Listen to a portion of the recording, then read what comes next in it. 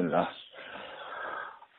إن الحمد لله نحمده ونستعينه ونستغفره ونعوذ بالله من شرور أنفسنا ومن سيئات أعمالنا من يهده الله فلا مضل له ومن يضلله فلا هادي له وأشهد أن لا إله إلا الله وحده لا شريك له وأشهد أن محمدا عبده ورسوله يا أيها الذين آمنوا اتقوا الله حق تقاته ولا تموتن إلا وأنتم مسلمون يا أيها الناس اتقوا ربكم الذي خلقكم من نفس واحدة وخلق منها زوجها وبث منهما رجالا كثيرا ونساء واتقوا الله الذي تساءلون به والأرحام إن الله كان عليكم رقيبا يا أيها الذين آمنوا اتقوا الله وقولوا قولا سديدا يصلح لكم أعمالكم ويغفر لكم ذنوبكم ومن يطع الله ورسوله فقد فاز فوزا عظيما أما بعد فإن أصدق الحديث كتاب الله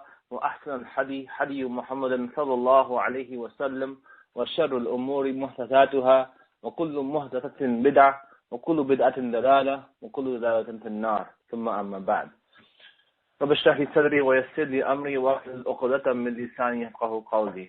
Assalamu alaikum wa rahmatullahi wa barakatuh to my dear brothers and sisters from all around the world who are listening in to IlmSummit Revisited, the second day of our sessions, summarizing the classes that were taught at IlmSummit back in December.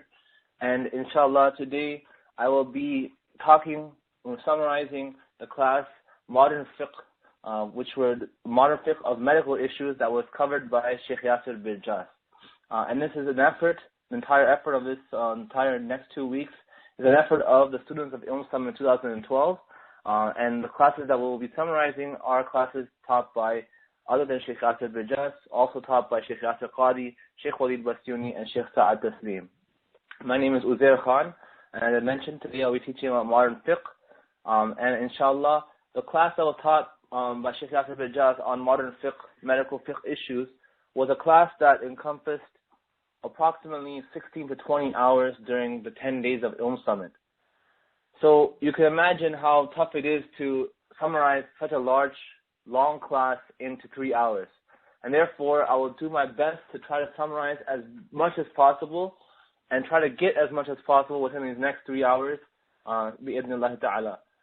So the plan for today is that, inshallah, for the next 2 hours, I will be discussing the class as much as I can, and inshallah during in 1 hour time at 8 o'clock I will be taking a 5-minute break, so that inshallah whoever needs to take a break to use the washroom or to just stretch, inshallah can take that 5-minute break, and then we'll come back hopefully for about half an hour to 45 minutes, and then inshallah we'll answer some questions at the end based on the topics that we're basically discussing today. Also, just to let you know, this is a fiqh class, and a fiqh class is a legal class that involves a lot of issues that are legal in nature, meaning that the class itself is not a spiritual class. Inshallah, hopefully your iman will still rise by taking this session. However, the class is really about legal theory as well as ruling. So it may seem a little dry to some people, but this is the nature of the topic. So it's a topic that talks about contemporary issues. However, just as a warning, that is the nature of this topic. Also, just to let you all know, I'm just a student of knowledge, just like yourself. I am a regular Almaghrib student, and I am not a faqih, so I'm not an expert in this field. All I am doing is basically summarizing what was taught to myself as well as the other students to the best of my ability. And inshallah, the opinions that will be mentioned in this class are the opinions of Shaykh Yaser Birjas and not myself. So I do not attribute any of these opinions, well, some of them I do attribute to myself, but just keep in mind that I'm trying to summarize what Shaykh Yaser Birjas taught me. Also, if there's questions that are going to be raised at the end of the class that are fiqh in nature, I will try my best to answer those questions based on my ability and based upon my knowledge. And if I do not know the answer, I will have to decline to comment and decline to answer and say I don't know. Because as many of us know, the half of knowledge is to say that you don't know if you don't know. So inshallah, with that, let's begin the class, or the session for tonight. And the topic of modern medical issues, inshallah, the outline should be on your screen. The outline basically is, inshallah, the first thing I'll talk about is about fiqh al-nawazil. And what does that mean? What is the concept of fiqh al-nawazil, the fiqh of unprecedented events. Then inshallah, the plan for today is to go over the first 4 topics on that slide. The first topic is on the topic of life support, and the whole issues with regards to life support, whether it's okay to go on life support, and what are the issues with regards to taking someone off life support. The next issue that we'll be discussing is about organ donation. So organ transplant, can you transfer an organ to someone else from a living or a non-living body? What are the issues and what is the fiqh behind that? Then inshallah, I'll be talking about assisted suicide. So assisted suicide, the concept that if someone is interested in or has a reason to ask for someone to end their life, what are the rulings with regards to that? And then, inshallah, we'll talk about manufactured medicine, a whole topic with regards to issues with regards to medicine, vitamins, supplements, anything of that nature that is manufactured, and the rulings behind what is allowed to take, what is not allowed to take based on the halal and haram of the ingredients in the medicine. And then, depending on the time, most likely, but tomorrow, inshallah, the same time, we'll be continuing another session, and most likely, depending upon how much I can talk today, either I will talk about manufactured medicine today or inshallah tomorrow. And inshallah tomorrow, I will also include talking about gender selection. And gender selection, basically the topic is about being able to figure out or try to force or predict actually set the gender of the child that inshallah you will have. So basically topics or the issues related to that, whether it's possible or not, whether if it is possible, what are the rulings with regards to doing that, and finally a topic of eugenics, again with regards to compatibility between people, figuring out whether it is possible to have a potential breed of a person or a child that have certain traits that someone wants to have. So inshallah, the next slide, inshallah, I'll bring up. The next slide, talk about fiqh al-nawazil. So what is fiqh al-nawazil? Fiqh al-nawazil is basically the fiqh of unprecedented events, which is the encompassing theme for this topic. Now, what is the linguistic definition of fiqh al-nawazil or an-nazila? So an-nazila, which is the singular, and the plural is nawazil. Basically, the linguistic definition is what comes down and befalls. Now, this obviously doesn't help us much, so we need to look at the technical definition. Sorry, I wouldn't say it doesn't help us much. It helps us understand the gist or the matter. What is the fact that it's something that's coming down and befalling something. So, in addition, if you extrapolate that, a nazila is something that comes down and befalls a group of people at a certain time. So the technical definition, a definition that we'll be using, that we understand and apply, is the fact that a nazila is a new contemporary issue. A new contemporary issue that requires a fiqh opinion based upon ijtihad or reasoning. And this is done by the fuqaha who are qualified to give fatwa. Now, how do we classify nawazil? So, whenever we have a nawazil, we have to look to see whether this nawazil is actually a nawazil. Is this issue an actual nawazil? Sorry, with the numbering on the slide, it actually should be 1 and 2. But regardless, number 1, the first thing is that this issue or this nawazil should be real and present at the time of discussion. So, at the time of current discussion, whatever we're talking about, this issue, has to be actually present. So an example is using credit cards, such as MasterCard or Visa cards or whatever. Basically, the concept of using them is new, and the fact that they are present at this current time is something that could potentially be a nawazil. Number two is that this nazila should be new and not necessarily covered by the text. However, it could also be partially covered by the text. So we assume that something is new and not covered by the text, but if it's there's also could be cases where, so when I mean text, I mean text of the Quran and the Sunnah. So the issue or the rulings with regards to it will not necessarily be covered by the text. In terms of partially covered by the text issues, an example of that is, for example, the current issue that in terms of slaughtering animals. Some of the non-Muslims nowadays, most of them nowadays, when they kill animals, they shock the animal with electric shock, or they shoot them in the head, or whatever they do. Some people will classify that as a nazila. However, we already know that it's not a nazila because of the fact that we have textual evidence that prohibits eating the dead animal regardless of the method of killing it. So such a case would not be a nazila. So next slide, number 3. The third way of classifying a nazila is that it should be a severe matter, or at least has become very common, and definitely demands a fiqh discussion.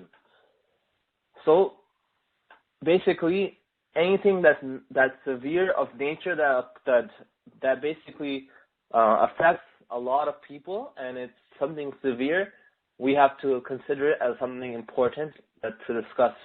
However, individual cases that are specific to people, or non-severe cases, like, for example, using a computer or using electricity, this is a case that is not severe. This is something that we all do, and it does not count as a nazila.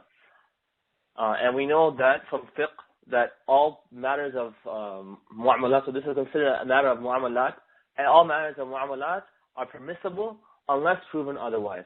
So this would using computers or electricity would fall under that rule. And finally, the fourth way of classifying a nazila is that it could be an issue of fiqh or a non-fiqh issue, such as discovering a disease. And in the case of a non-fiqh nazila, so basically, let's take this step by step. So the example is discovering a disease. This is discovering a disease is a non-fiqh issue, and this could potentially be a nazila. And in the case of a non-fiqh nawazil, basically, it might not even require a fiqh opinion, but unless it has a religious consequence as a result of the issue. So let's take the example of HIV. So HIV or AIDS, that results from HIV. Basically, it's a non-fiqh issue.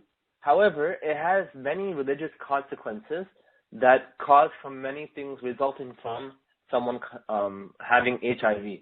So, for example, what is the ruling with marrying someone who has HIV? Are we allowed to marry someone like that? This could potentially cause even problems with the children. If someone has HIV and they need to even breastfeed their children, there's potential times when the child can have HIV through the breastfeeding of that mother.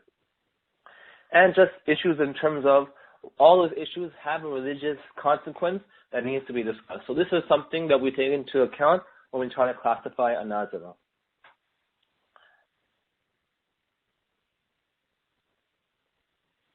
So how do we deal with a nazila? What is the procedure in dealing with a nazila? How do we understand it, and how do we come to a proper discussion on the ruling for an issue that is a nazila. So the number one thing we do, the first thing we do is we do tasweer of the issue. So tasweer, for most people, as you know, tasweer means, in the Arabic word, means picture. So you understand the issue by creating a mental picture in your mind. And this is done by taking the following steps. First step is to identify the area of confusion and the essence of the issue. So is the issue a financial issue? Is the issue a medical issue?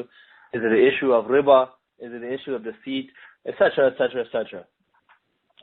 The next thing to be done is to research. Research the history of the issue and gather all possible information and techniques related to the issue. So this involves the faqih, whoever is doing a discussion or is doing is trying to figure out the ruling, to research as much as possible. And that does not only mean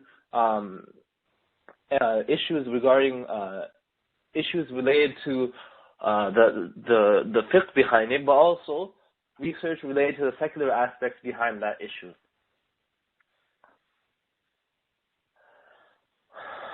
The next thing to do is to study the issue or what is similar to it as covered in previous studies, or in order to keep your knowledge about it up to date.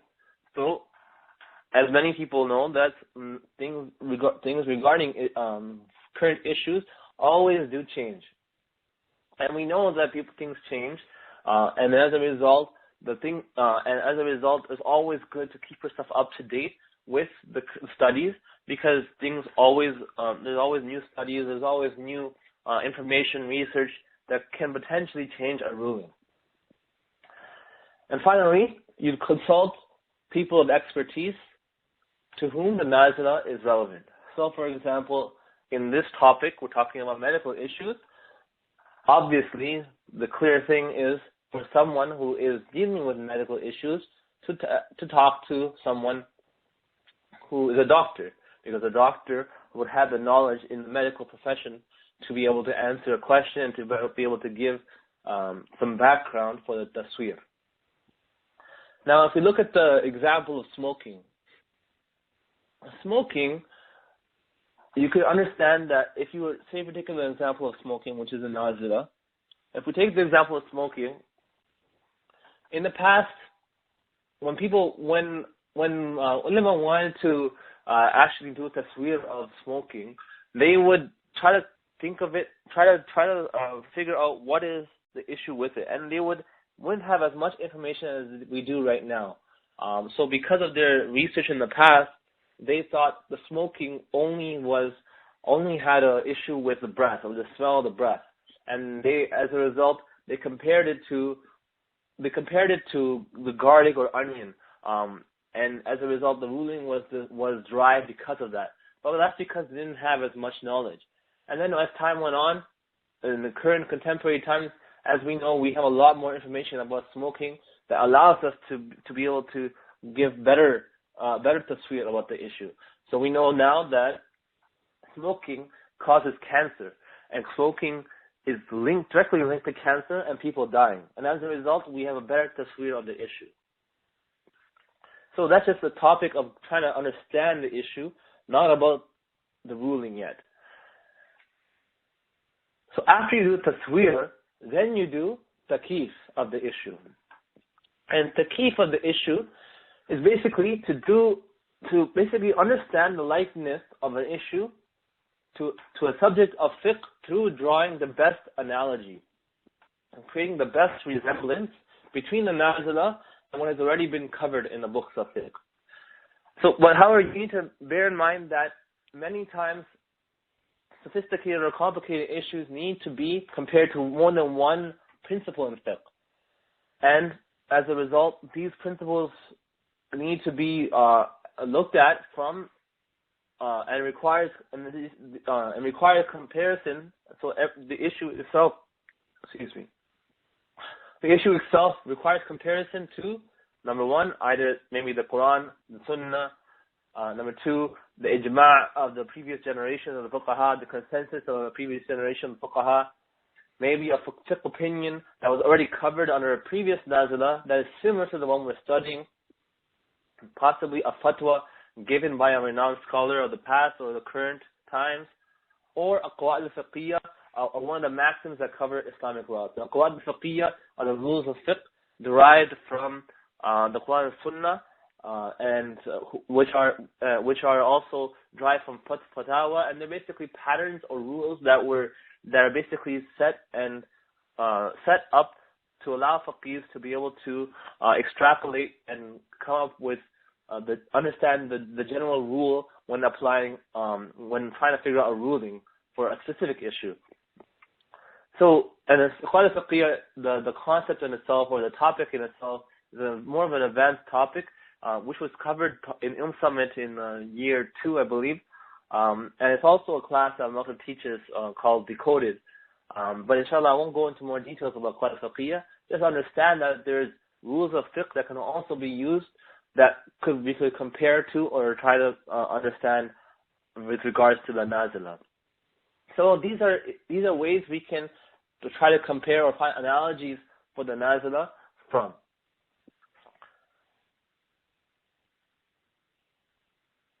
So the word taqif comes from the word kaifa. So as we see, we're trying to find out how. Kaifa in Arabic means how. So we're trying to compare the issue to anything similar to it. Is there anything similar? So if we take an example of smoking, let's go back to smoking. Smoking, as I mentioned before in the past, the ulama were doing taqif to garlic and onion, the smell of garlic and onion. And as a result, as we know, because of the new research and because of new details that we know about smoking in the recent times, ulama have realized that the initial tasweer of smoking was not correct, and it goes way beyond that. And as a result, their tasweer was wrong, and therefore the opinion they had, the opinion at the time, they come up with the opinion that it was makruh, because the ruling about garlic and onion, having that smell of garlic and onion on your breath, especially when you go to the salah, is makruh. And as a result, they made the qiyas of that, or the analogy that a similar thing applies to smoking. However, now we know that smoking is directly harmful, meaning it can kill you by cancer that can cause you disease throughout your whole life and slowly eat away at your lungs. And we know because of the fact that we know this more information, we know that Allah also has already prohibited what is harmful for you. He has said in the Quran that He has made khaba'ith prohibited.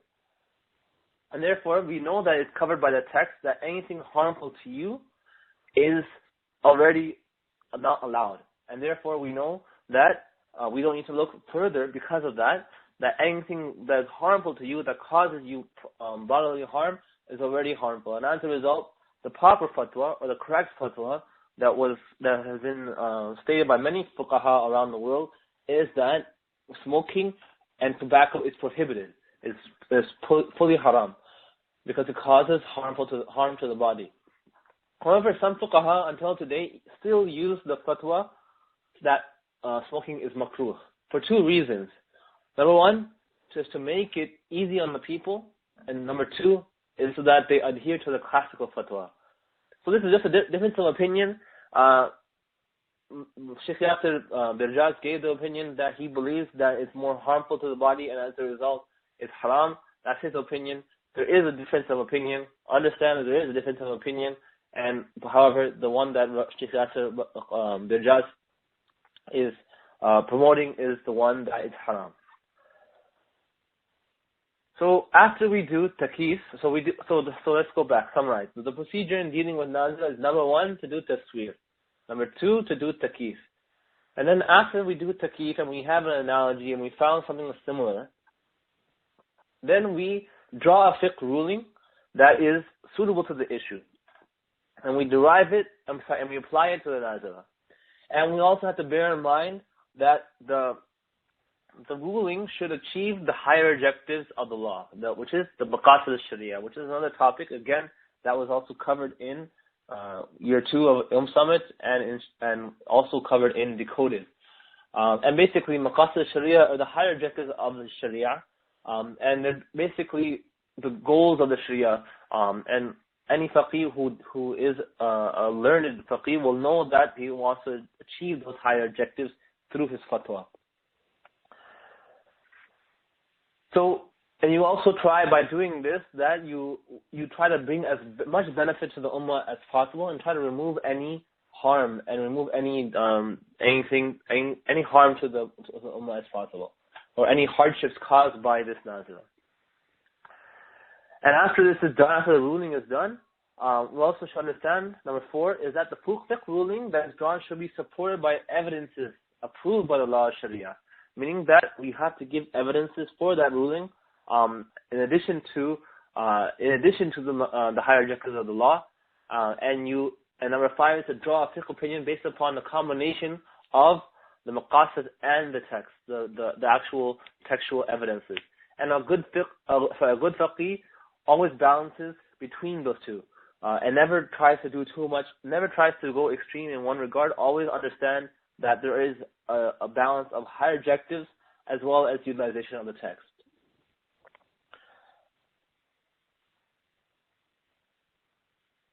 Also, just to let you know that there are some muftis that come from a conservative background, and as a result, sometimes they believe that it's more important to keep people restrained out of fear, to keep people from, so that they keep people from doing haram. So they try to make people fearful so that they avoid doing haram. And this is a good approach for some, but not always it's not always the right approach, or not necessarily the right approach. It doesn't have to be the case that you have to be strict and cause fear for something to be good for someone. So just to make you guys understand the variety of fuqaha out there, and what their reasons for sometimes giving a fatwa is. And just to get you guys to have a brief background and brief overview of the regard. So, now that we talked about how to deal with nazila, let's jump into some of the major issues. So the first issue is on life support. So, life support. What is life support? So the topic is, should a person, life support machines, we know about life support machines. When someone is dying or someone has an issue, they need to be put on machines to be able to support their life. Now, can a person, or should a person ever even be put on these machines? Is it allowed for a person to ever have to actually use such a machine? What do we do when we have a nazila? We start off with number 1, we make a tasweer. So let's try to think of, picture the issue in our mind and try to come up with as much information as possible. So we know that someone's on life support, they're about to die, or they have some problem in their, they're about to die, or they have some problem that needs a machine to support their life. So basically that's enough for us to understand. Let's try to think of a taqif, and let's try to think of an analogy to the situation. What is similar in the books of fiqh, or in our evidence, in our sources, to that is similar to the concept of taking life support. So what is similar to being able to support life? So, long story short, as in the class we had long discussion, and a lot of these issues we had long discussions about, to try to come up with basically taqif and coming up with examples and likeness. And I can't really do the same effect as Shaykh Yaser Birjas would do in terms of the way he had those discussions. All I can do is give you guys the conclusion, and give you guys the actual ruling, or the way that, or what is taught in terms of the correct way of, in the correct ruling with regards to the issue. So inshallah, I'll do the best I can to do that. So the taqif for this issue is that this issue falls in the category of seeking treatment. So meaning that you are seeking treatment, or whether it's allowed or not to seek treatment for an illness or an ailment that someone's facing. So, what is the ruling on receiving treatment? Are you allowed to reject treatment? So, if you're about to die, is it allowed for you to reject treatment? We have some evidences in the Sunnah that talk about examples of people who have even rejected treatment. So an example is the Sahabi, Saad ibn Mu'adh radiallahu ta'ala anhu. For those that know, he was a Sahaba that was wounded in battle. And because he was wounded in battle, he was about to be cured. However, when he was about to be cured, he made dua to Allah and said that he doesn't need treatment for his injury, for his wound. And he said, if there's no more fighting against the Prophet ﷺ during that time, then just take him. He's ready to be taken. And as a result, Saad ibn Mu'adh passed away, and as we know, the Saad ibn Mu'adh was buried, and for those that have studied the seerah know that Saad ibn Mu'adh, when he passed away, the ground, the throne of Allah shook, and he was such a great Sahabi for the accomplishments he'd done during the time of Prophet Muhammad sallallahu alaihi wasallam. So we know from this that the example of Saad ibn Mu'adh, that he did not accept the treatment. So as a result, many scholars gave you the option of not seeking treatment. However, most scholars say that it's mustahab, meaning that it's recommended. Some, however, so the ones who say it's recommended say that it's better for you to take the treatment. However, if you don't take the treatment, there is no sin. However, some say that it's mubah. Mubah means that there's no ruling, meaning that it's not a sin nor is it rewarded. You can do what you want. Some even say that it's makruh to take treatment. So if you're about to die or something, you have a problem and you need life support, some even say it's makruh. So the example is Imam Ahmad ibn Hanbal, rahimahullah, who said it was makruh. He said that you should have tawakkul and reliance on Allah, just like you would have reliance on Allah for everything else. That was his opinion. The preferable opinion, the one that Shaykh Yaser Birjas is considered to be the preferable opinion, is that it's mustahab, and that it's recommended for you to take the treatment and go on life support if you have the option to. Now, what type of treatment? Meaning, what type of treatment, in terms of the treatment, what is the ruling with regards to the specific treatment? And whether it's allowed, how far do you go? And this is, again, a case-by-case scenario that needs to be looked at case by case. You cannot give a general ruling to everyone, because everyone's case in this regard is different and is specific and has different context and needs a faqih, or needs someone who knows the rulings or the how to understand difficulty and ease appropriately. So let's take an example. A young man falls ill. He doesn't take the treatment, and we know that in 6 months that he potentially could die. So the ruling in this case is that it be mustahab, recommended for that person to take the treatment, to take the life support. However, let's take another example. The other example is a father who is the only source of income for a family, and they have no family around them to support him. To support the rest of the family. And this father, falls ill and needs surgery. He needs surgery and he needs life support. What is the hukam with regards to taking this? Sorry, let me step back one more time. This is not actually with regards to life support, these examples. This is more about whether you can take treatment or not. Whether, like, general treatment. So this is about surgery for this specific case. That this father who falls ill, he needs surgery. He's the only source of income for his family, and there's no one else to help their family. For this father, it is wajib for him to seek the treatment, because he has the duty of taking care of other people, and for him not to survive is a great hardship upon them, and therefore it's wajib and obligatory. A faqih would rule that this is obligatory for him to seek treatment. However, in standard fiqh, for majority of the cases, again, as I mentioned, it's mustahab. And mustahab meaning that it's recommended for someone to take a treatment for an ailment or any type of problem, and upgrading that to a higher level, such as fard, it depends upon the case, as we just saw in the example. So let's talk about now life-saving devices.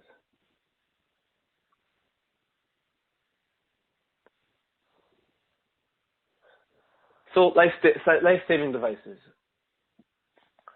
What is the ruling for life-saving devices? So life-saving devices, now we'll go back to the actual issue of life support. So something that causes someone to be able to stay upon a machine that breathes for them or that keeps them alive somehow. The standard ruling in such a case is that, again, it's mustahab. That is recommended for someone to do that if they have the option. However, if we know it's a hopeless case, meaning that we know that it's impossible or it will never come to a case where that the person will survive, then whether it's allowed or not becomes an emotional decision.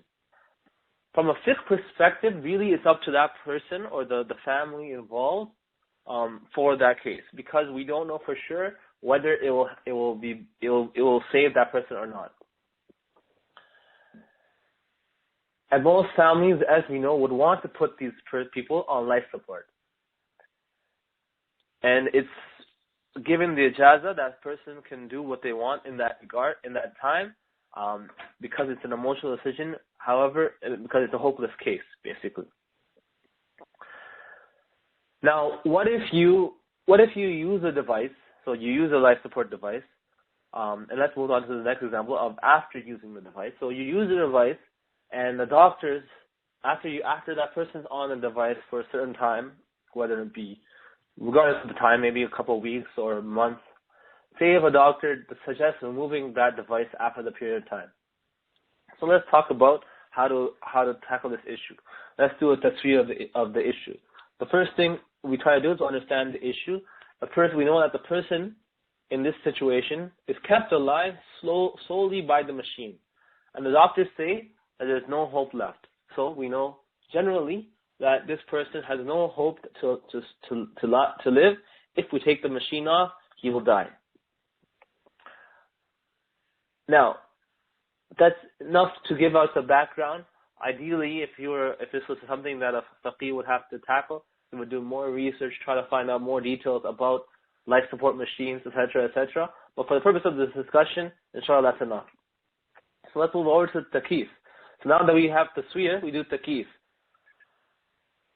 Taqif, we need to talk about the definition of death in Islam, because the definition of death in Islam is different than the definition of the medical definition of death, or the clinically definition of death.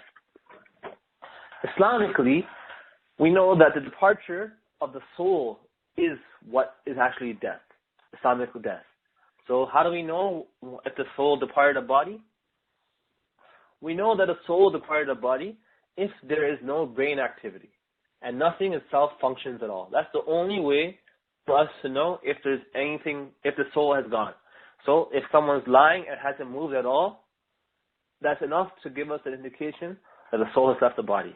However, there's some movement, if there's some like twitching, that is also an indication for us to know that the soul is still there.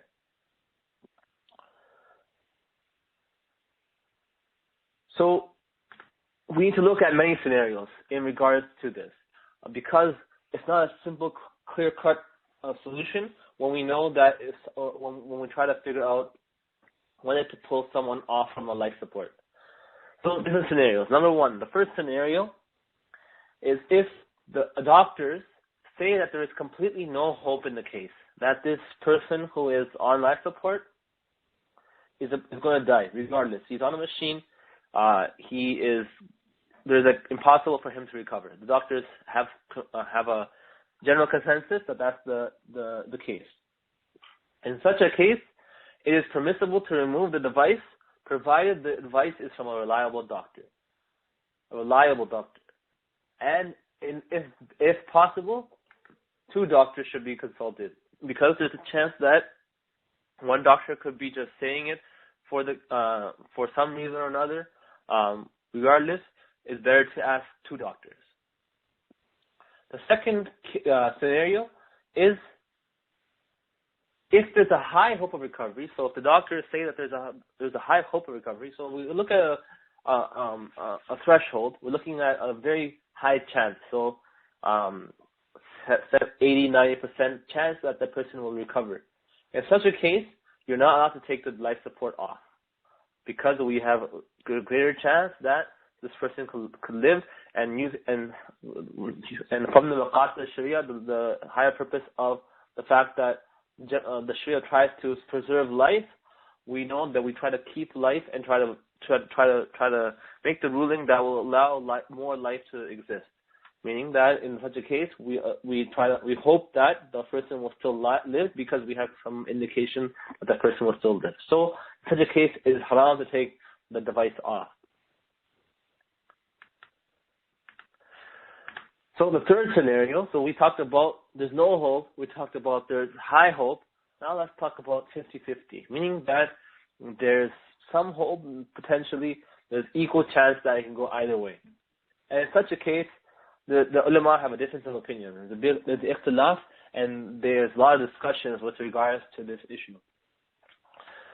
Ethically, in America, if there is a consent by the patient, meaning that if the patient who's on life support previously already written down on paper that he wants someone to take him off life support after a certain time or after whatever he says on the paper, if he legally wrote that down on paper and the hospitals have it, they have no choice but to take it off. And literally, the family cannot do anything.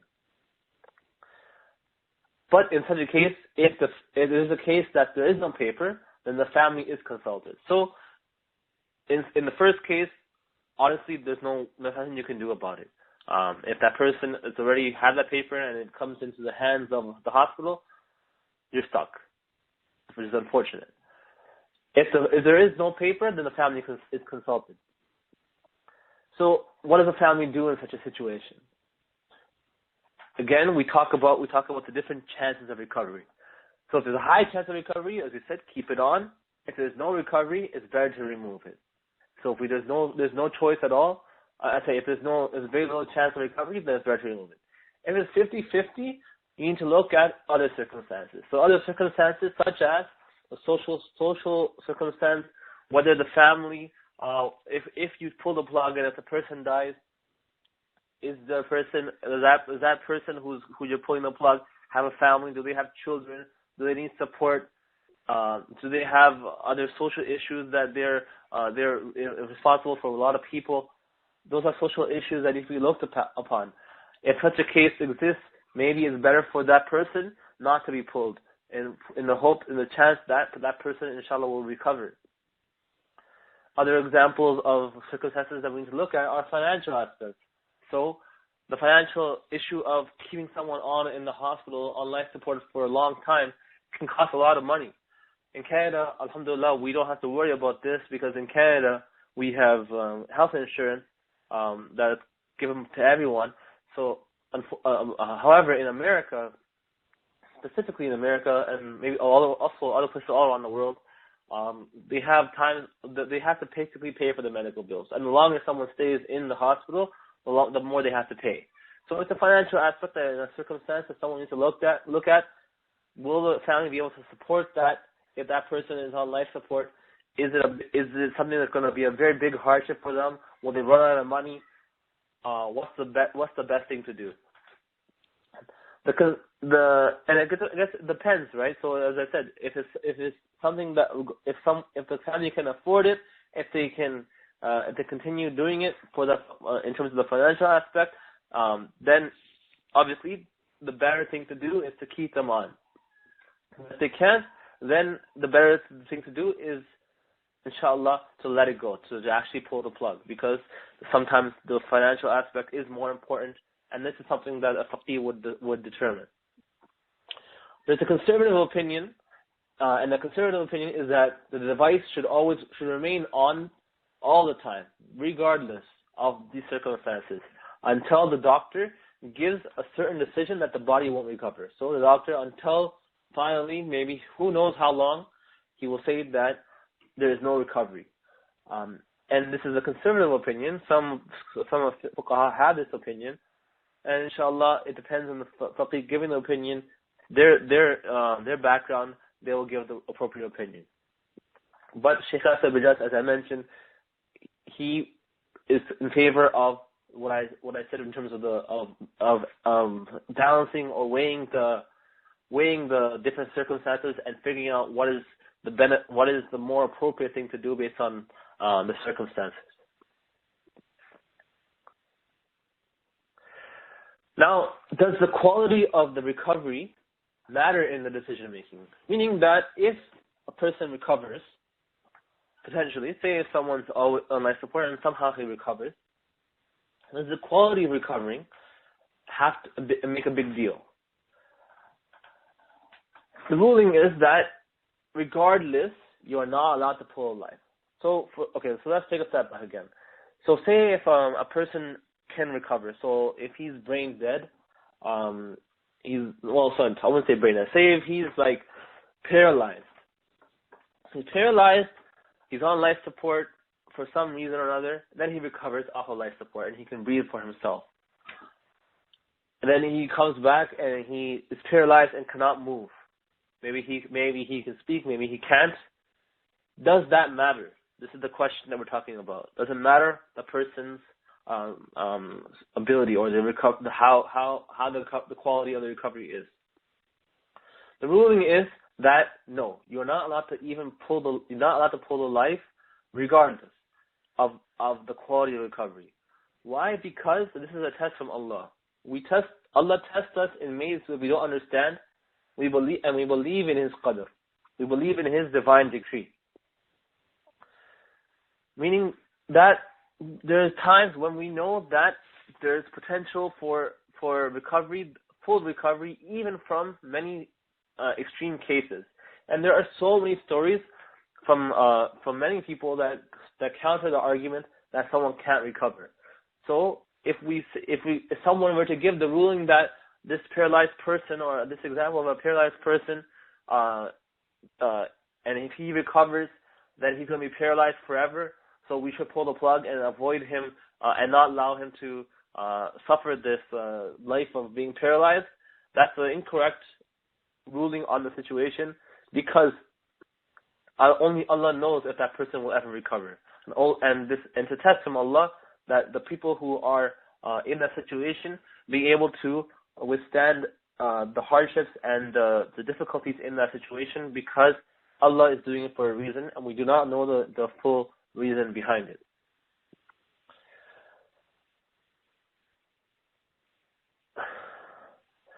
Now, there's also another issue with regards to the inheritance of the murderer. So, if whoever pulls that plug, pulls the life support off of that person, can that person who does that, say if it's a family member, can that person inherit the person who's responsible for actually doing it? Either he pulls it or he gives the go ahead to pull the life support off. Can that person inherit? Do we consider the decision maker, the person that actually did that, a murderer? Do you consider someone like that a murderer? The ruling is clearly that no, we do not consider this person a murderer. It is considered a homicide depending upon the percentage, meaning depending upon the percentage chance of recovery for that person. And it's a case-by-case scenario. So, for example, if there was a high chance of recovery for that person and someone pulled the plug or gave the go-ahead to pull that plug, then that will potentially be considered a murder or a homicide. However, if it was very low, then no, inshallah, it wouldn't be considered a homicide.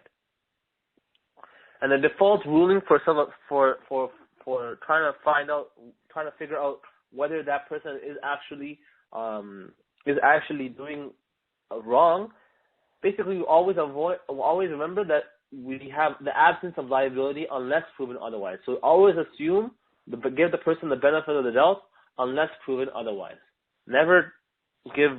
Always have husna done of the person who's making the decision. So that's the issue of life support. Inshallah, when we come down to the question time in a while, inshallah, if you have questions with regards to life support, please write them down, keep them on paper, and inshallah you can ask them at question time. So now let's move over to organ donation. Organ donation, what is the issue here? So let's paint a tasweer of the issue. The issue is transplanting an organ from one body to another. So there's many different scenarios with regards to doing this. Let's go over the scenarios. Number one, transferring an organ from a living being, so someone who's alive and healthy, to someone who's in danger or someone who is unhealthy, who needs something. An example is a mother donating a kidney to her child. So the mother is alive and healthy, and the child maybe has a disease or has a reason for needing that kidney. What we need to do is, in such a case, we need to consider whether the recipient's body, so the child, will accept the organ, and that is the main issue here, and that is the main thing that we need to talk about.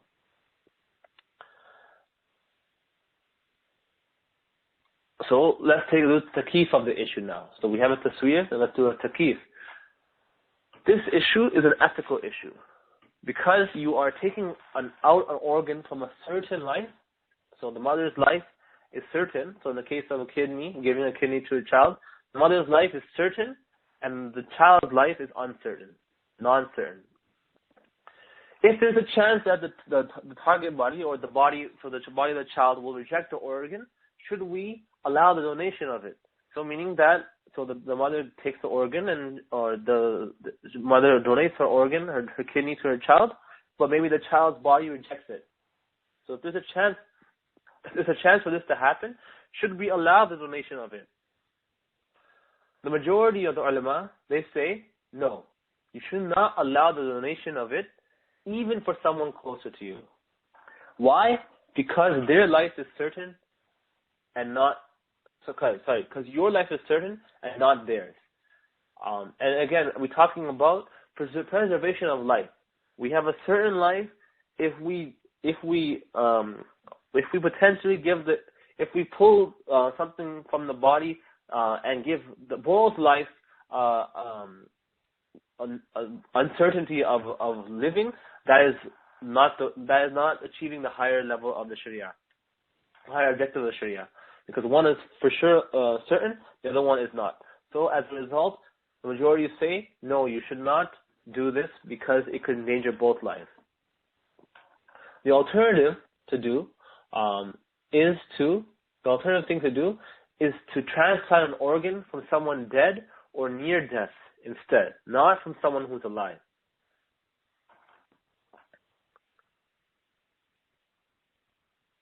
So let's look at now let's move on to the second scenario. So the second scenario now is transplanting an organ that renews in the body. So an organ, so for the first example was a kidney. Now let's talk about an organ that renews in the body. For example, blood or bone marrow or tissues or skin. Something that regenerates on its own. And the ruling on this is that it's fully permissible, because of the fact that the initial donor's life is not in danger because of that, because it's renewable. Now let's talk about the topic of donating a cornea or the eye. Some ulama allow you to donate only one. However, the majority of the ulama follow the conservative opinion. They say that you cannot donate a cornea, because again, you are not sure about the recipient. You're not sure whether the recipient will reject the cornea or not.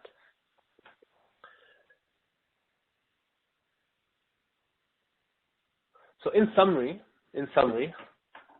if the organ threatens the life of the donor, it is haram. Because as I said, you do not want to endanger a certain life. If the organ is renewable, then it is permissible. Permissible for someone to do that, because we're not endangering the life. If the organ is not renewable, then there is debate, such as the example of the cornea. There is debate amongst the ulama. The conservative opinion is not to allow it because you are not sure whether the recipient will reject it or not.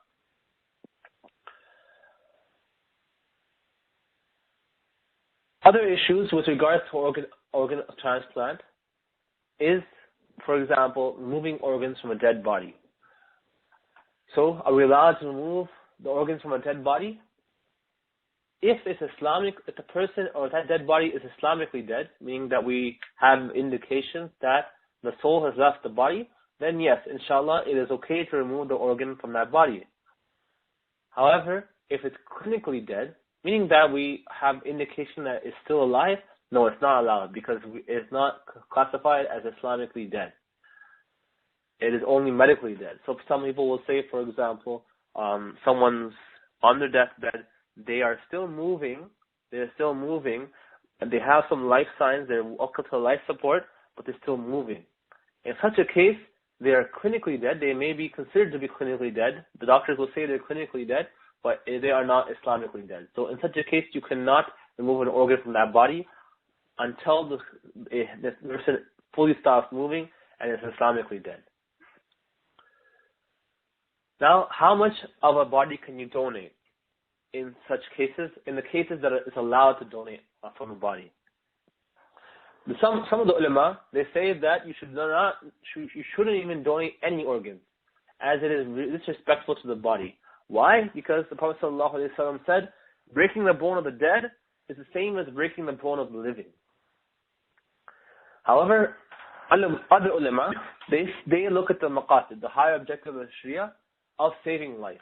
And they say because of that, we're trying to save a life, a second life, it's okay to donate after the death. Because the one who you're pulling from has already passed away, and the one who you're trying to donate from that person, or to that, so you're taking an organ from the dead body to the person who needs an organ, you are potentially being able to save that second life. The first one's already, we know, is gone, but we are pulling to a new person in the chance that person, inshallah, will recover and have a functioning whatever body part it is. So also, just to understand, also, Islamically dead, it doesn't mean that everything is fully gone. It could mean that the person has the mask on, they're breathing, or sorry, they basically have a support machine that's actually breathing for them. They have life signs, but every single thing is done. They're not moving at all. Their hands are not moving. Nothing's moving. That is considered Islamically dead. And in such a case, the organs can be salvaged and used in another body. So it's clear to understand what it means to be Islamically dead versus clinically dead. So that is basically the issue of organ transplant. Inshallah, what we'll do now is we'll take a 5-minute break. We'll come back, inshallah, at 8:05.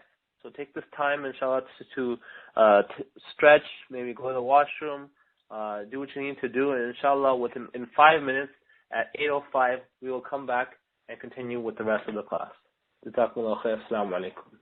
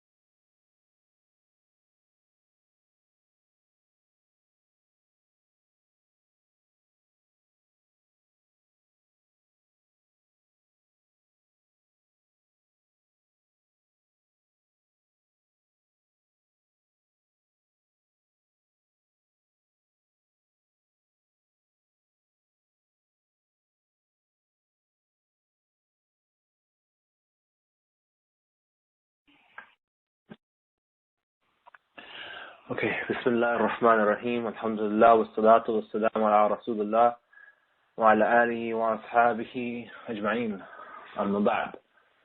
So, let's move on to the next topic. So for anyone who has questions or has thought of questions during the time, please write them down. And inshallah, during question time, I'll do my best to answer as best as I possibly can. So the next issue is the issue of assisted suicide, or some people call it mercy death or merciful killing.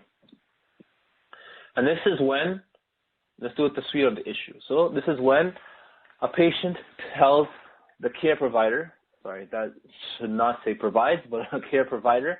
The patient tells a care provider, whoever that person is, to end their life because of suffering. So they're suffering for a while, and they say that I can't take it anymore, end my life. Why would someone do this? Why would someone ever say that? What are some of the circumstances? So some of the reasons that someone would say that are, for example, maybe they're going through physical pain. So they're having some pain that is extremely excruciating and they can't take it no more. They say, I need to end my life. Or maybe say they have suffering. They have a lot of suffering. So they have a long treatment. This treatment's going on for years and years and they can't take it anymore. Or maybe they have stress, unbearable stress that they just causes them to be extremely hard on them because of that stress. Maybe it's a financial stress. Maybe that, as I said, there could be times when that person who's on some sort of support or some sort of maybe they're sick for a long time, they're in the hospital and they ended up having huge medical bills that they can't afford, and they believe that if they're going to keep going, then their family's going to get more and more hardship because of that. Or maybe they have a disability and they say that, I won't be able to move, I won't be able to have what I used to have, so end my life. Or maybe it could be that they are a hopeless case. They have some sort of hopeless case where we know for sure that they won't recover from it. Or they could be aging. It could be coming to an old age where they believe that they don't want to die. They want to die with dignity, and they do not want to go to nursing home. So maybe someone who's like, say, 60, 50, 60, even 70 years of age, they are in the hospital and they just want to die without being with dignity, basically. And they may not even have signs of death, but they're scared of the idea and they do not want to wait for death.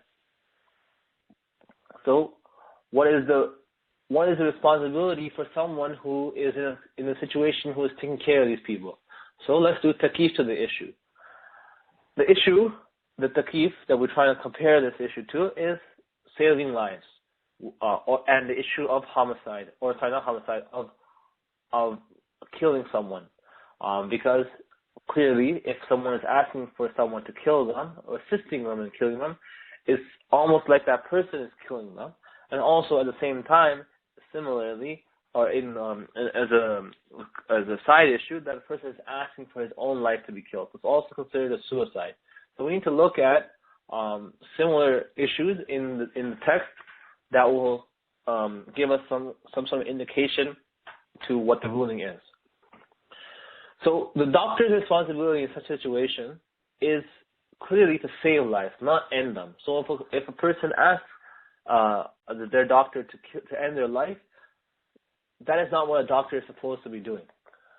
Doctors they're supposed to always try to save the lives, not end them.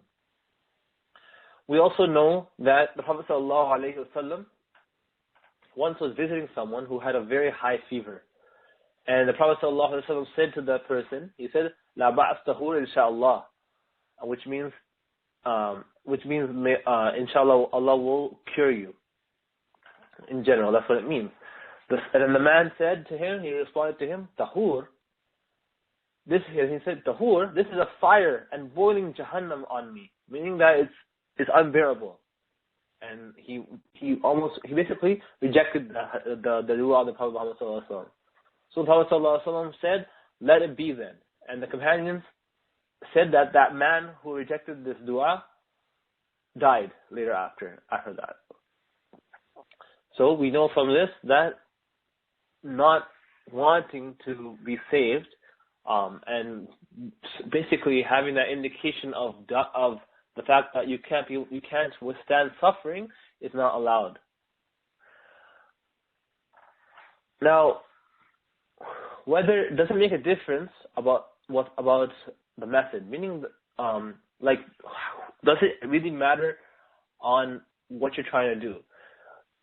The issue is that the intention itself matters. So if you intended to help a person, so for example, if a person asks you to take his life, and you intend to help them by doing this, it would be considered assisted suicide, meaning that you are aiding them in suicide. If you do it yourself without their instruction to do so, clearly it will be murder. So if someone else believes that this person is going through too much, I need to end their life, it will help them, that will clearly be murder. And we know what the rule is for each situation. So assisted suicide would be that the rule what would happen is the rulings of suicide, and you would also have the rulings of assisting in that suicide, and the person who was a murderer clearly would get the ruling of a murderer. Now, can we apply the rule of fiqh? The rule of fiqh, one of the qawaid al-fiqhiyya, is that difficulty gives rise to ease. Can we apply this rule to this issue? Clearly, no, we cannot. The reason is because such a case is not unbearable. It is a hardship, so any of these cases, all these cases we talked about, is something that can be bared over time. And we cannot apply this rule, this specific rule of fiqh, on the individual case of assisting in suicide. The rule has to be applied in a general level, a general case. So can we consider removing pain and suffering from a person as a general rule? Is that a potential general rule that can always be applied to anyone? No, we cannot apply that as a general rule, because it's something that is not specific because basically every single situation is specific, and we cannot always give that general rule, difficulty gives rise to ease, as a general rule to all cases that are like this. So anyone that assists in doing assisted killing, clearly it's a major sin. Again, that's a spelling mistake. It's a major sin, not sins. It's a major sin, but this doesn't make them a kafir.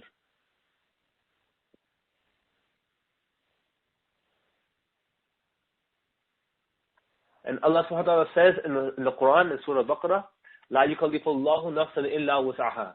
Allah will not overburden a soul with more than it can bear. And we know that any pain that you have in this life, is supposed to be bearable. Why? Because Allah promised that He will not burden you more than you bear through this ayah. So even if it's something that causes suffering, even if it's something that causes stress, even if something that will make you paralyzed, still Allah knows that you can bear it. If He believes that you cannot bear it, then He will take your life if that's His situation, if that's His ruling. Whatever Allah wills, He will do, but He will not overburden you. That's what He promises us. So, which is why it is not allowed for someone to take a life or assist in the suicide of a person in such cases.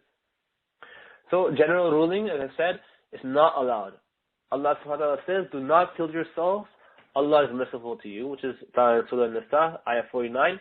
And clearly we know from this that by doing assisted suicide, it is just like killing. The Prophet ﷺ said, whoever kills himself using a poison, using a knife, or jumping off a cliff, he is in Jahannam and will be doing that over and over and over again. SubhanAllah, what a scary hadith. And this is for the person, clearly for someone who commits suicide. So the person that, even though they're asking for someone to end their life, they're still committing suicide, and they will have this same punishment. And as we said, the main principle, as I said many times already, is the principle of Sharia is the preservation of life, which is why it is not allowed for this to happen. even if the suffering is too much. So let's talk about the specific scenarios that some people have for why they will ask for assisted suicide. So the first one would be old age. Clearly, that's not an excuse. It's not an excuse because that person, if they're old, if they want to die with dignity by someone ending their life, we clearly know that Allah will take them in the way that He decides to take them. They do not have the say no matter how they die. Number two, someone who says, hey, they're suffering, and they're suffering over, and they can't handle that suffering. Again, it's not an excuse. You have to be able to stand the suffering. Allah will not overburden your soul with more than it can bear. Number three, physical pain, meaning someone says that I have physical pain, I can't handle it no more, it's too much for me to bear, take my life. Again, this is not allowed because treatment and healing is in the hands of Allah, and there are many examples, as I mentioned already, of people who recovered even from the most unbelievable cases of physical pain when they thought they would die. And Shaykh Yaser Birjas gave us many examples of this, and many of you all listening already probably know of examples of people who are in the most extreme cases of pain, but somehow Allah subhanahu wa ta'ala made them recover and gave them a better life, and even sometimes even made a full recovery. And finally, some people say that their disease or whatever they are going through is not uncurable. And again, it falls the same thing, that it's not an excuse because Allah subhanahu wa ta'ala, if He wants to cure something, He will cure it. And there's always a hope that Allah could cure something, to cure a disease.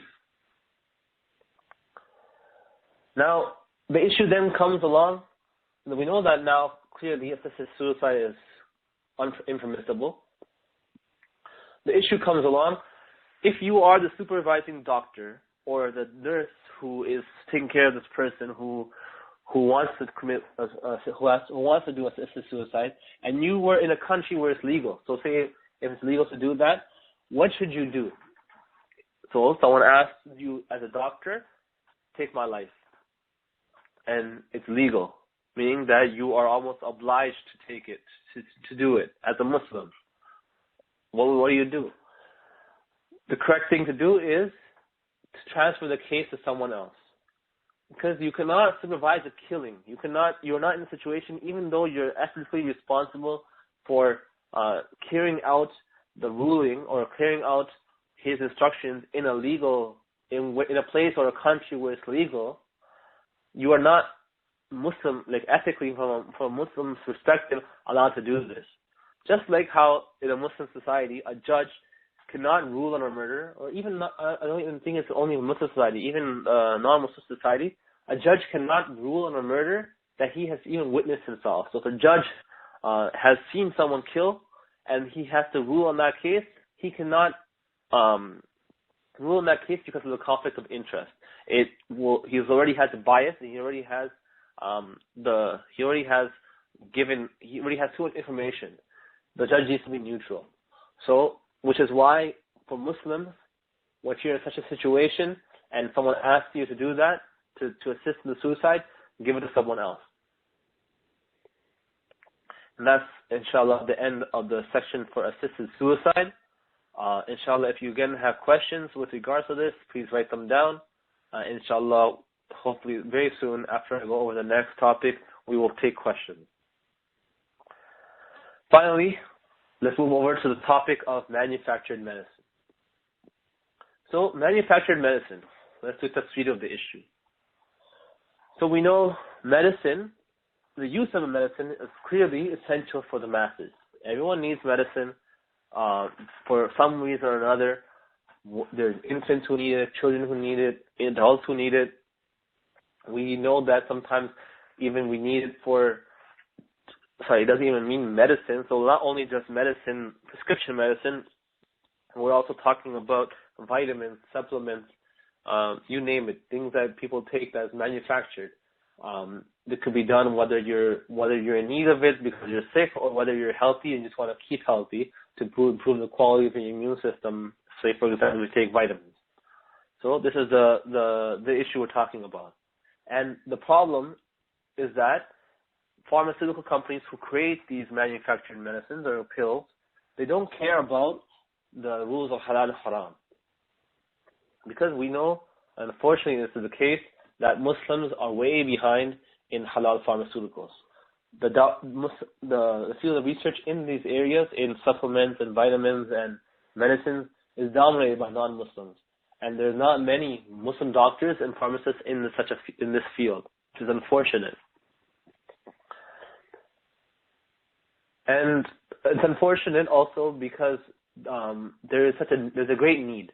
There are some attempts for creating, for example, halal alternatives to vitamins. And one of the examples that Shaykh Yaser Birjas gave us is a company called Noor Vitamins, which is, you can even Google that and go to www.noorvitamins.com. Now, alhamdulillah, they're a company in the US that has created vitamins and supplements that contain halal ingredients. And this is one that the company that Shaykh Yaser recommended, and I also recommend it because I actually just after IlmSummit I ordered from them. And alhamdulillah, their quality of product is top notch. It's just like the ones you would buy in the store, and alhamdulillah, they have halal ingredients in them. And it's also, regardless of the opinions that we talk about with regards to the rulings, whether it's halal or haram, we'll talk about the issues. But regardless, it's always good to encourage and help Muslims become more prominent in this area, the pharmaceutical areas, because we are so lacking in the area. We need to be more prominent and more advanced in this area of research. So, what causes such medicines or such vitamins, supplements to be haram? The issues are, for example, gelatin. Gelatin in the casing of the medicine itself, as you can see in the picture. So we have some casing. Maybe you have, for example, omega-3 oils or fish oils that have casing. Those are most of the time made out of gelatin. And a lot of the times the gelatin that is come from animals that are not dhabiha, obviously not dhabiha. And although there is potential for them to be vegetable gelatin, most of the time they're from animals. Another thing that causes a medicine to be haram is the issue of alcohol. Sometimes medicines that you take have alcohol in them. And this has caused some issues to come up with regards to whether it's halal or not. Another issue is that the medicine itself could be a narcotic. It could be something that causes, that's a stimulant. And the other issue is that so narcotic, meaning it's an abuse of a drug. Also, it could have some glycerin in it, which is specifically some glycerin is pork derived. So if pork derived glycerin is in your medicine or in the actual pill or whatever medicine it is, it could potentially be haram. Well, clearly it's haram because it has pork. So anyways, we'll get to the issues and we'll get to the more of the details. So the fuqaha have categories that we attribute to classify medicine as haram. And these are three categories that we talked about. The first category is najasat. So something that's impure. So for example, pork gelatin. Clearly impure is najis, and we're not allowed to, it's considered to be, even to touch it is najis. You'll have najis on your hand. So that's one of the categories. The second category is muskirat, an intoxicant. So the example of alcohol, clearly it's an intoxicant, and this is what can make a medicine haram. And the third is a mukhaddarat, a narcotic, meaning or a stimulant, something that stimulates, such as cocaine or whatever, something that could potentially stimulate something in your body. We also came up with another fourth, as a part of our discussion, we came upon a fourth category of anything that causes harm to the body.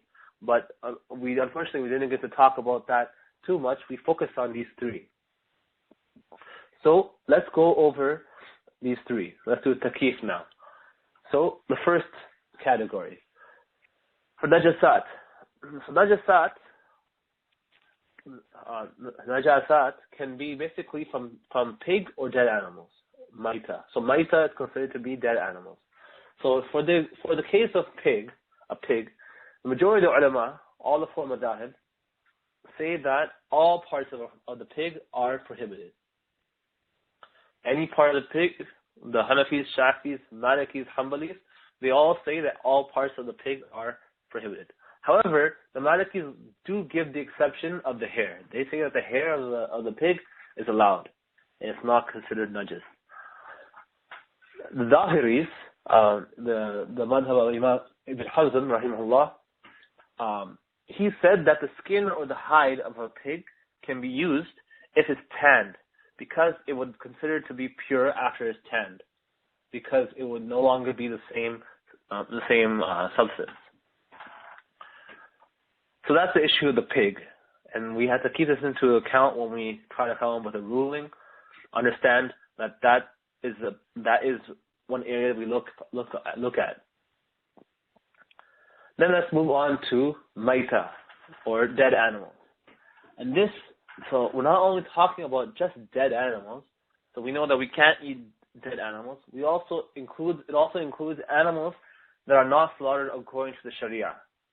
So depending upon your opinion on dhabiha, potentially it could also be beef gelatin that is from a non-dhabiha animal. So say if you have the opinion that if you follow the opinion that an animal must be slaughtered and said Bismillah ar-Rahman ar-Rahim must be slaughtered before the animal, and the fact that we know that most beef gelatin that's out there is not from such animals, then that would be considered haram. So regardless of the opinion, it really depends on your opinion that you follow, but we know that this is an issue that we need to look at. So what's some of the scenarios that we have to look at for dead animals? The first scenario is that if you use the actual ingredient in its original form, so meaning that the original form of the ingredient, such as gelatin, so the gelatin is still in its original form, what is the ruling with regards to using it? The ruling, we look at the fact that it's considered to be hal al-ikhtiyar, that if you have an option to take it or not, and if it's not urgent, then you don't take it. So you basically, clearly, there's no real reason for you to take it, you try to avoid it. If there's an alternative, then you should resort to the alternative as long as there's a reasonable substitute. So a very good example, as the Shaykh Yaser mentioned, was omega-3 pills or fish oil pills. In that the fish oil pills are encased with gelatin, and we already, alhamdulillah, we have an alternative that Noor Vitamins has, that if we know for sure that it's halal gelatin, so we will take the alternative and leave the one that is there, because this is a case that you have an option to take it or not, and as a result, because it's not urgent, you avoid taking the haram and look for a reasonable substitute. Then you have the time when, if say for example you have to take it, you have no choice. It's hal al-duriyat, or sorry, hal al-durura, meaning that it's something it's durura, it's something that you have no choice. And clearly in such a case, it's okay to take it because it's a durura. It's a difficulty, and you're given ease to take it. So that's when something is in an original form. Now, the second case is when it has been deformed. So the original form has been deformed into something else. And when we come to something that has been deformed, again, now we have three more scenarios and how they're deformed, how the original form has changed from its current original state.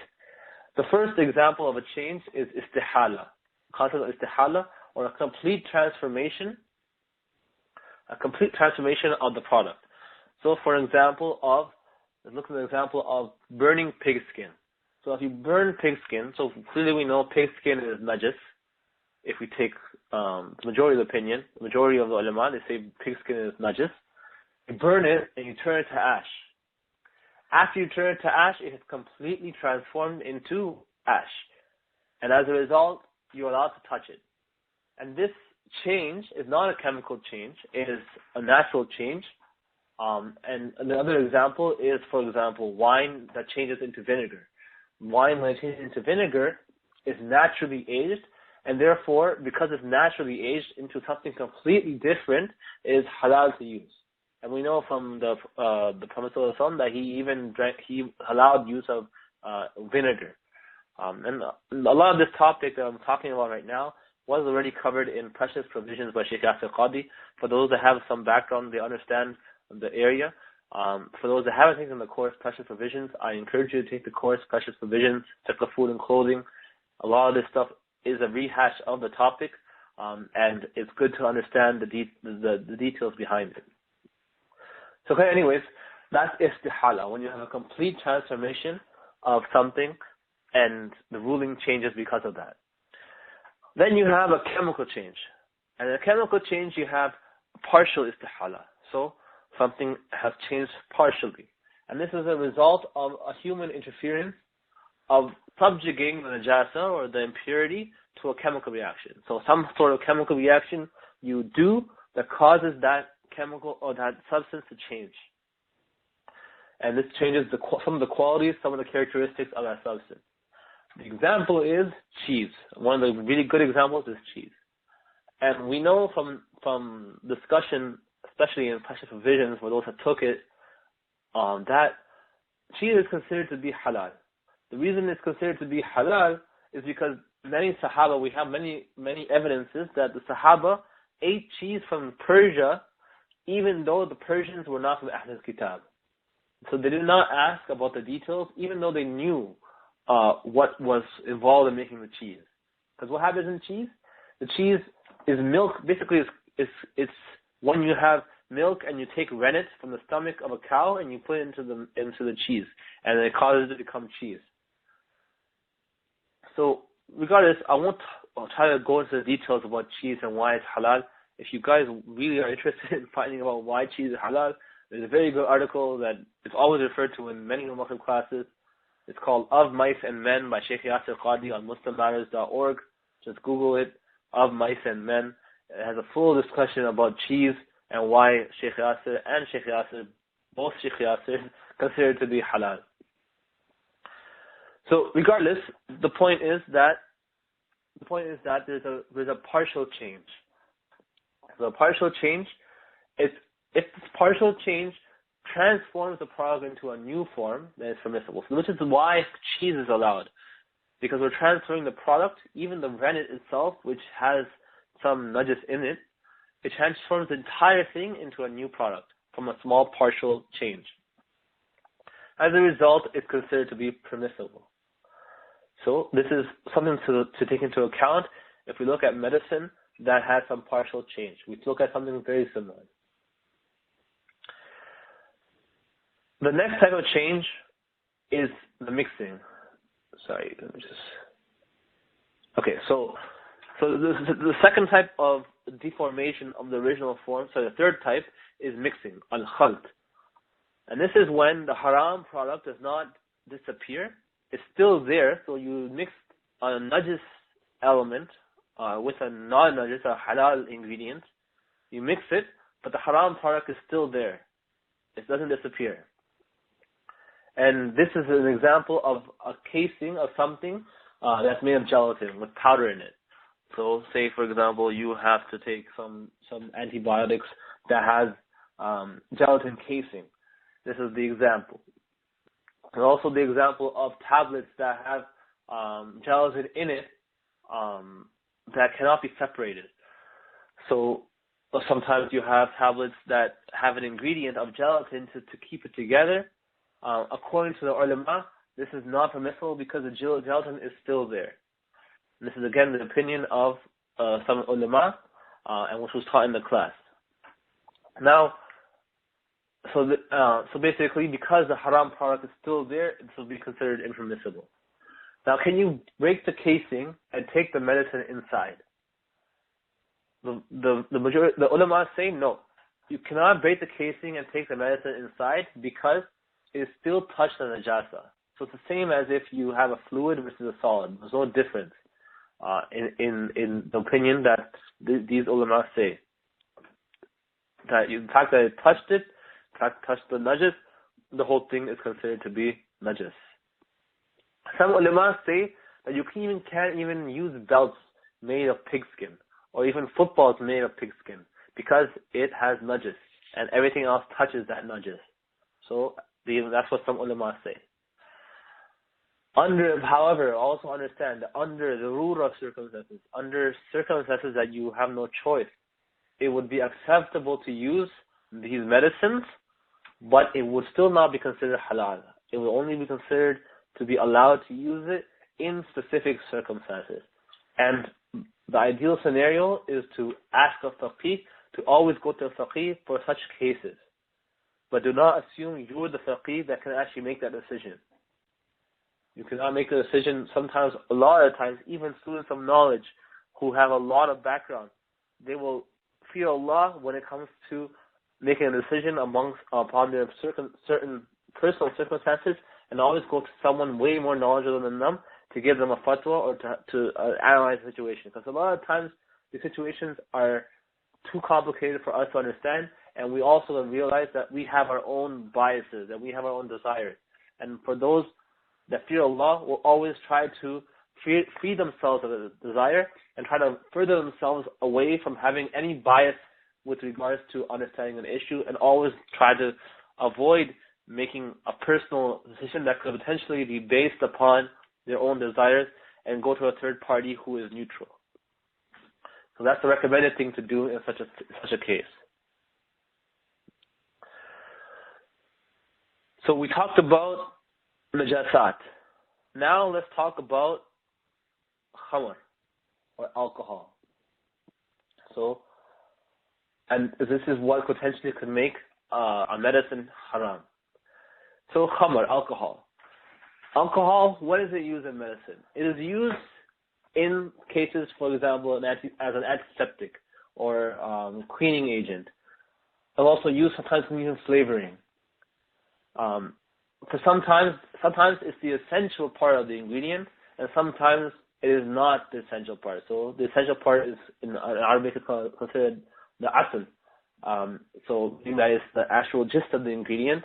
So sometimes it's the gist of the ingredient, or sometimes it's not. However, does that even matter? Does that even matter at all? No, it doesn't. It doesn't matter at all, because of the fact that Prophet ﷺ said, if an abundance of consumption causes intoxication, then the least of it becomes prohibited. So, someone who drinks a 6-pack of beer makes someone drunk because of the fact that even a drop of that is haram. So, regardless of the size of the alcohol in an ingredient, because the alcohol is there, it is haram regardless of the amount. And that is the ruling that was taught in the class. Now, with regards to alcohol, there are many opinions on whether or not alcohol itself is considered najis. So, this comes to an interesting discussion on the ruling for why medicine that has alcohol in it is considered to be haram. So, there's still some opinion on alcohol. There's two opinions. The first opinion that is shared by the Hanafis, the Malikis, the vast majority of the Sha'afis, the vast majority of the Hanbalis, and Ibn Hazm, rahimahullah, they considered that wine is as to be on a physical impurity, that it's a najis. And Imam Ghazali even went so far to say that there is ijma' on this. And clearly this is disputable, because we have a second opinion. So there is not an ijma', obviously, because we have some people that say that's not the ruling. The second opinion is the minority opinion from a group of Salaf al-Salih, some of our pious predecessors, some Malikis, some Sha'afis, and some contemporary scholars like Shaykh al-Shakani and al-Sunnai. They say that it's not najis, that the actual alcohol itself is not najis. So let's get into discussion about alcohol. And why do we consider alcohol to be najis or not? So when we talk about alcohol, we're talking about wine.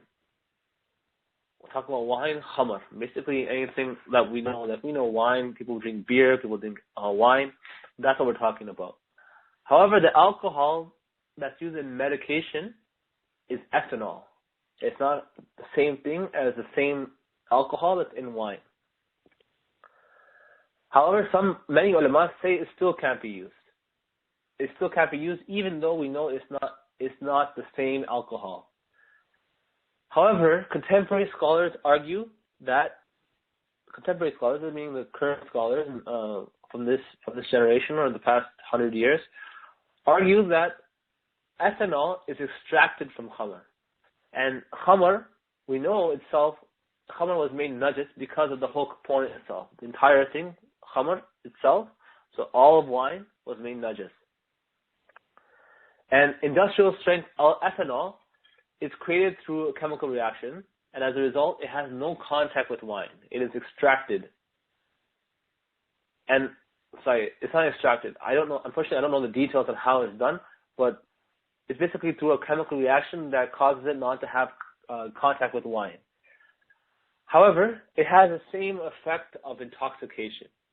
But it's not the alcohol, the najis, that makes it impure, but it's the intoxication that makes it impure.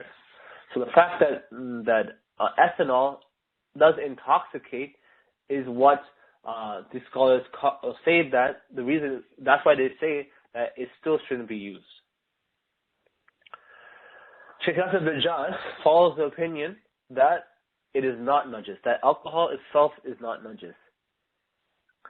And those that consider ethanol as khamr, so as wine, they still consider, as I mentioned, all products that contain to be najis. Why? Because of the reason of that they cause intoxication. So he gave the example of what's it called? Mouthwash. So mouthwash contains alcohol, and the fact that mouthwash, even if you drink it, so mouthwash contains ethanol. If you drink it, you can drink a lot of it and still get drunk. And Shaykh Yaser Birjas said that even there are some people who actually do that because they don't have enough money to buy alcohol. So as a result, because it can intoxicate, it is not allowed. So it's more. So these scholars say that it's more about whether it causes intoxication than versus the fact of whether it's najis or not. So clearly, as you see, both sides agree on the prohibition of any medicine that contains alcohol, but disagree on the reason. So what some scholars will say that because it's najis, they say obviously it's haram. The other scholars will say because it intoxicates, that's why it's haram. So that's the issue of alcohol. Now, obviously, I can't go too much more detail about it. We have to move on, and time is running out. So inshallah, let's move on to the topic of painkillers. If you have questions about alcohol, inshallah, write it down, and inshallah, you'll get to ask it very soon. Finally, painkillers. So painkillers or narcotics. So, for example, sometimes some narcotics are needed to heal pain. If such painkillers are prescribed by a trustworthy doctor, then it's okay. But when it gets abused and people overdose, then it's haram. So, an obvious example are drugs such as cocaine or marijuana. If it gets abused, if people overdose, it's haram. But if it's prescribed for a reason by a trustworthy doctor, then it's okay. So, some scenarios where this needs to be looked at. So, if you have the scenario of hal al-ikhtiyar, that you have a choice of taking it or not, so there's either you can choose it or not. In such a case, you are not allowed to consume it. Only time to use it is in an emergency.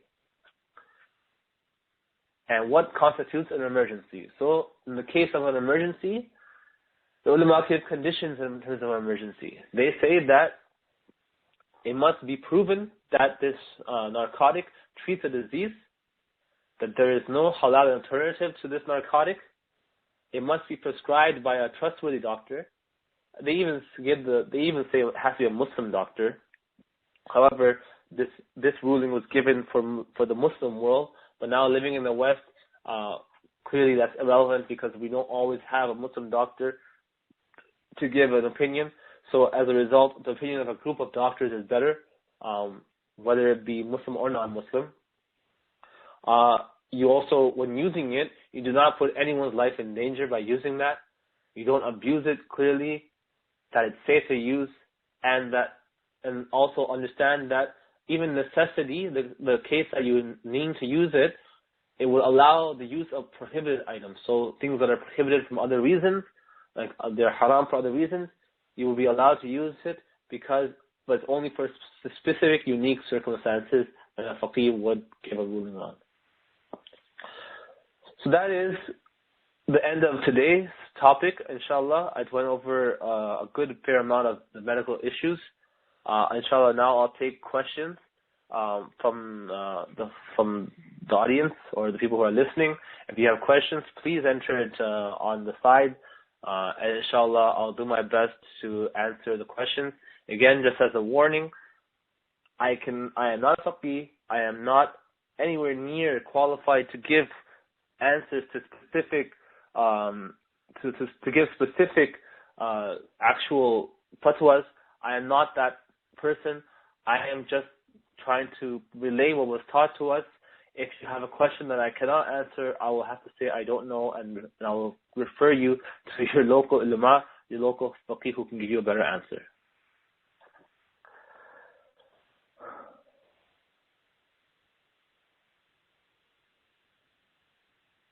Okay, so a lot of people are asking questions that require clarification of what I said. So maybe I said something that may have been confusing. The only thing I can say is that a lot of these questions, I guess, are very different in nature. Instead of going over all the details, every single issue that someone wants to clarify, inshallah, this lecture will be recorded and will be replayed. I would recommend the best thing to do is to, once this lecture is over, download the audio, rewind it, or forward it to where I talked about the issue you were confused about, and inshallah, do the best you can to listen to it again and try to understand it again. If you still have questions and you still have problems, unfortunately, I'm not someone who can give you, I'm not available all the time to give you an explanation. The best thing I can suggest is go to someone locally who can give you more explanation on the matter. There are many ulama who have background in this topic from a local level who can give you more detail. If you have a specific issue or something that needs clarification, because this is not clearly a class setting, I cannot give every single person a clarification.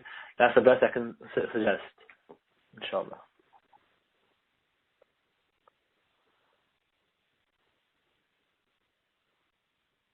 Okay, so question number 1. Is the standard of ruling of mustahab for accepting life support also considered the standard ruling for a physician providing life support? So I'm assuming this means that, so you're basically meaning, I think the question is whether the accepting of life support is mustahab and a physician recommending or providing the support, that would it be mustahab for that physician to actually recommend it or give the support?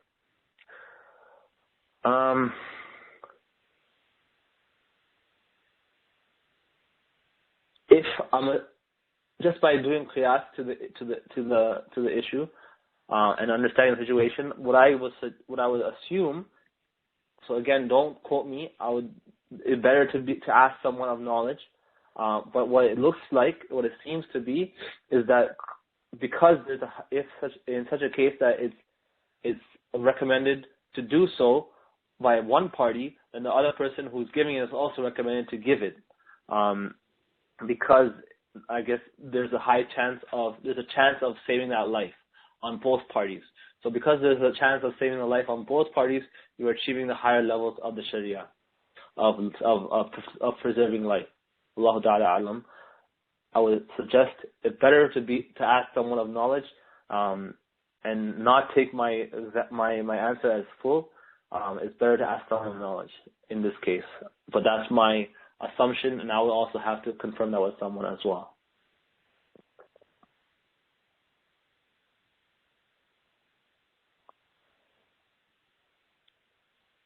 Okay. Is it allowed for an individual to donate their body for medical research? Example, the body for medical students to practice on. So this was actually discussed. Shaykh Yaser Birjas discussed this. Let me just go back to my notes. I actually had it written down as well.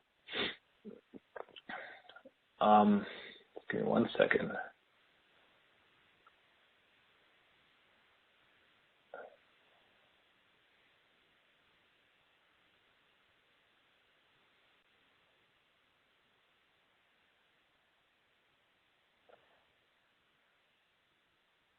How much of your body can you donate?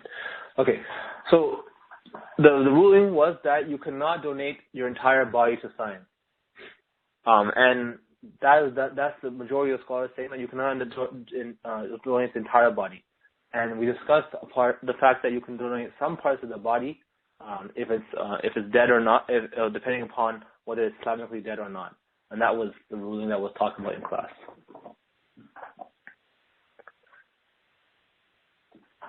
Any more questions?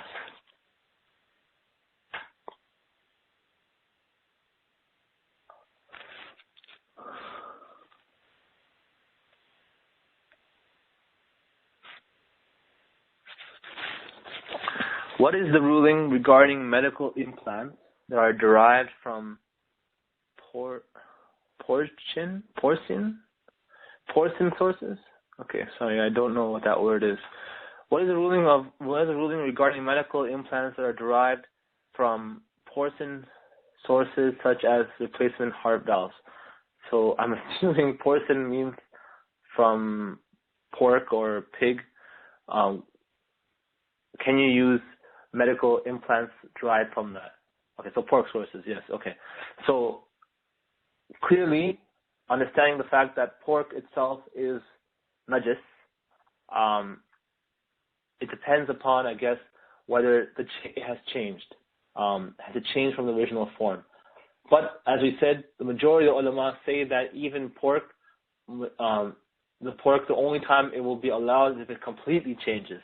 And we can tell that heart valves, I'm assuming, it might not be a full change. Allahu Ta'ala, I don't know how much of the change occurs from the original source. My heart would tell me that I would avoid using it because of the fact that it could potentially be najis. Again, I'll refer this to someone who has more knowledge of the matter, but just by knowing the fact that potentially the pork is still there and that pork itself is najis, I would say avoid it. However, if you find more information, you find out how much it has changed, how much of the pork is still in there, and you can give you can understand it from a better light of whether it's a complete change or not. Similar to the ash example of burning pig, the fact that burning pig into ash will be allowed. Allah Ta'ala Alam, inshallah, I would ask someone of more knowledge than me. If a person is brain dead and cannot eat food by themselves, is it mandatory to give a feeding tube to keep that person clinically alive? So a person's brain dead, cannot eat food by themselves. Is it mandatory to give feeding tube to the person to keep the person clinically alive? What if the patient wants to go naturally and does not want to be kept artificially alive by having a feeding tube in them? Is it permissible or not to give a feeding tube? Oh man, okay, let's see. So, not even the food themselves, it's mandatory to give a feeding. Okay, so clearly, if a person can eat, then you would give them food. Can they eat? If they can eat to keep the person alive, obviously you will give them food. There is a chance of them surviving because they have food. You will give them food. Sorry, this is a person is brain dead. Okay, sorry, let me go back again. So the person is brain dead. They cannot eat food by themselves. Is it mandatory to give a feeding tube? Okay. So again, it depends, I'm assuming, on the chance of this person surviving. So brain dead, there's a high chance of this person surviving. I'm assuming giving them food will be the same thing as having them on life support. Similar rulings apply. It depends upon how much of a hope there is for that person to stay alive. Allah Ta'ala alam. Once a patient wants to go naturally and does not want to be kept alive artificially, again, yeah. So Allah Ta'ala alam, again, the ruling would be about how much of a chance there is for that person to be alive. And is it permissible not to give a feeding tube? Again, it all depends upon what a doctor would say in terms of how high there's a chance of that person to be alive. So if the doctor says there's a high chance of this person to recover, keep feeding them. If there's a low chance, if there's low chance, then you would still do the best you possibly can, and you have to come to a more of you have to look at all the circumstances with regards to whether or not it makes sense to not feed the food or not, which is similar to the machine versus food. Like, you just take the example of the food and replace it with a life support machine, it will take the exactly same rulings as I discussed. And if you have if you have confusion of the issue, please inshallah go back and look at and go back and listen to the lecture with regards to how I explained the life support issue. So we got about four minutes left before we have to end. Is there any more questions?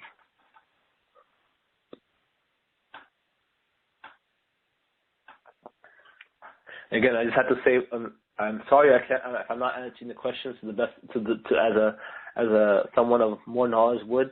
I'm doing my best based upon my knowledge, and I'm trying to give as best examples according to as best of an answer according to what was taught. If you are still not comfortable with my answer, which I myself would probably not be as well, I would go to someone of knowledge and seek the answer from someone of knowledge. I'll just give you some sort of a background, some sort of an indication that you might be able to understand a little better. But please do not take my answer as a fatwa and act upon it. Go to someone of knowledge before you act upon what I say. Question. Many people are asking the name of the Halal Vitamins Company. Okay, so the Halal Vitamins Company is www.noor-vitamins. That's NOOR vitamins.com. So just Google it, Noor, NOOR vitamins.com.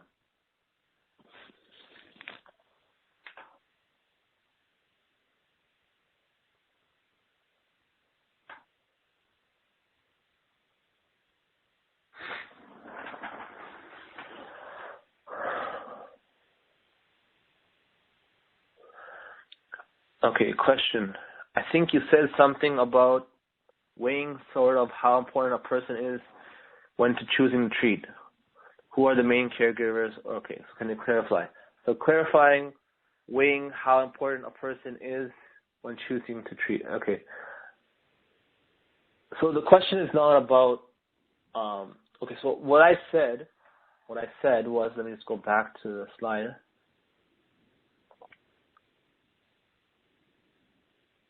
Go to it quickly.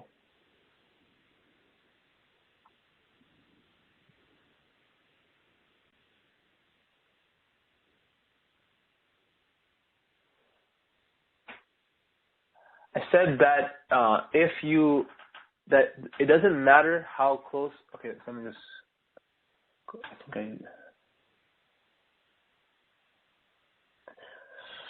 Okay, so I don't even remember what I said, unfortunately, because it was so much. But I believe I said something with regards to how close someone was if you are trying to figure out whether to pull the life or not.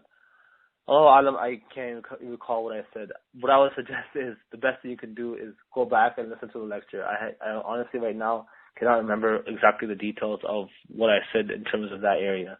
I think I mentioned it very briefly. Unfortunately, I can't remember, unfortunately. Just sorry about that.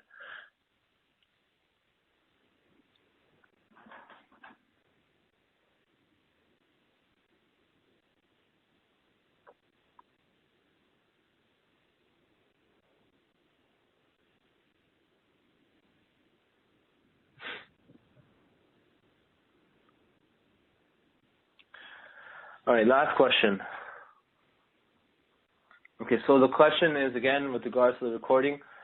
The recording will be replayed in the same link that you just came to. It will be rerun right away after this is over, and the slides will be emailed to you as well. Eventually, if you have registered for the class, if you registered for this, inshallah, the slides will also be emailed to you, and you will be able to go through the slides and follow along. I think that's it. Is there any more questions? I believe this is the last one.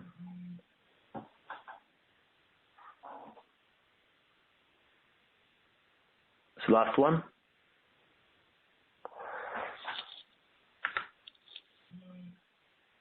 Okay, inshallah. So that will be it for today, inshallah. Jazakumullah khair, everyone, for listening. I really appreciate you all taking the time to listen to me. And as I said,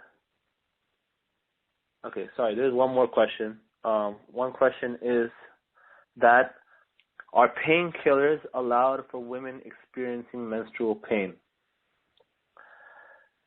This was actually a topic that was also discussed in another class by Shaykh Waleed Basyouni in Complicated, and he said, if I recall correctly, that it is allowed for that to happen. If you are having pain and you have menstrual pain, it is allowed to take painkillers, and it is something that can ease the pain, and it's also, you also should be able to get a opinion by a doctor that it will actually help you. And in such a case, then inshallah it's okay to use it. Wallahu ta'ala a'lam. Okay, so inshallah that will be the end of the questions.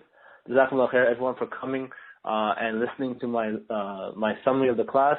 Inshallah tomorrow I will continue this class at 7 o'clock to 8 o'clock p.m. I will be going over the next two topics, which were gender selection and eugenics. And inshallah I'll finish off the topic of the class that Shaykh Yaser Birjas taught. And if I have said anything that is incorrect and wrong, it is from the shaitan. And if I said something correct, firstly it is from my teacher who has taught me, and then it's first from Allah, and then it's from the teacher who has taught me, which is Shaykh Yaser Birjas.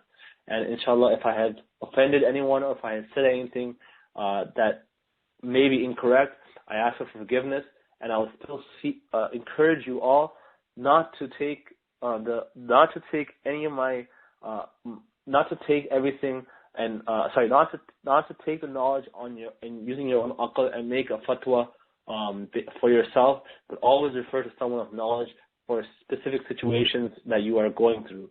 This was just a class or a topic to get you to understand the issues, not to actually go and make rulings based upon, just to understand what someone goes through and the issues involved in such issues.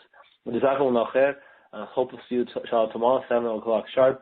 Wassalamu alaikum wa rahmatullahi wa barakatuh. The moderator has left the conference.